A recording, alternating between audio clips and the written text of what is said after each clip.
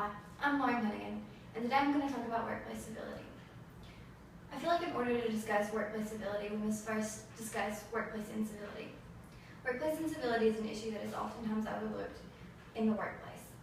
It is easier for employees and employers to write someone who isn't being civil off as an asshole rather than discuss the issue and handle it properly.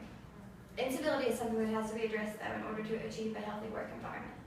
So today I'm going to define workplace civility, address the mission statement that I feel could work to make workplace civility possible, the steps that need to be taken in order to achieve this mission, and finally discuss a plan.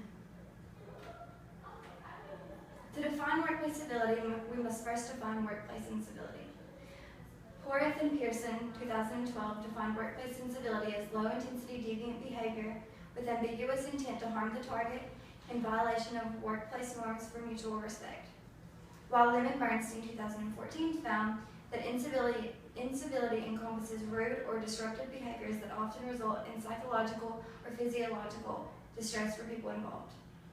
Both of these definitions are similar in the sense that they address the fact that the intent of incivility is to leave the other person in the communication feeling hurt or overall disrespected. Now that we know what workplace incivility entails, we can easily define workplace civility. It would be simple to say that civility is just the golden rule. Do unto others as you would have others do unto you. And in a sense it is, but there are a few more factors that go into it than that. Fritz 2011 defined civility as something that involves public behaviors of consideration and tact in social interaction that prevent the fabric of social life from unraveling. I think that this is the perfect working description of civility because to me civility concerns behaviors, whether they be verbal or nonverbal, that demonstrate respect, understanding, and awareness for people in any setting, especially the workplace. This brings me to my mission statement.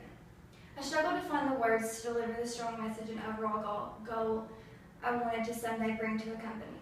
I finally arrived on the idea that a workplace with a healthy sense of civility would work to create a work environment where everyone involved feels empowered, uplifted, and has an overall sense of mutual respect in spite of the things that they are tasked with.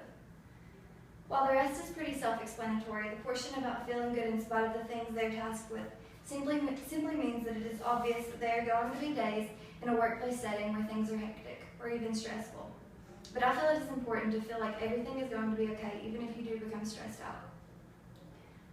By following this mission statement, I feel like it'll be achievable to not break down when you're stressed or something's going wrong.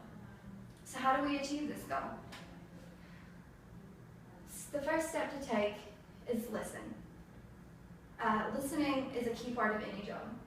If you don't feel like listening to the people that you work with, or they don't feel like listening to you, or you don't feel like they're listening to the things that you're saying, things can very quickly go wrong. I know firsthand at my job, I feel really inspired to listen, and I feel like the people that I'm talking to are listening to me. Respect is the second step to take.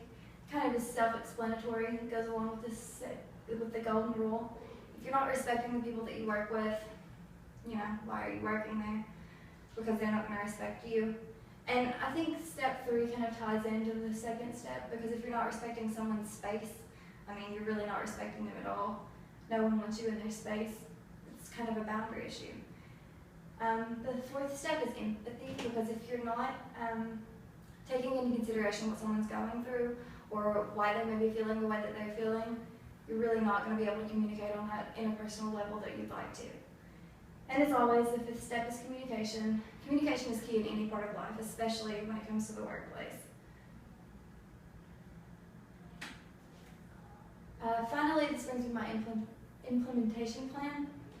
The first part of it is meetings. I know at work we have this thing called a morning huddle, and we sit and we talk about our goals for the week and even for the month and how we're meeting those and why we aren't meeting those.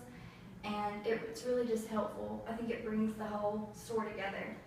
And the second part is kind of just a suggestion. Activities are a really big part of many corporations. Like if you're not sitting down and going to retreats or having office parties and things like that, you don't really get to meet the people that you're working with on an interpersonal level. You're just kind of working with them. And the third part is propaganda.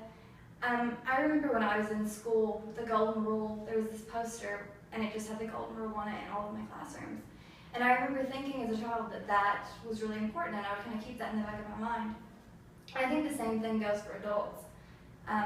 It's really important for adults to be able to think in the back of their mind, oh, well, this poster said that I should be listening to my coworkers more, and I think that really would help get this across and help us achieve our goal.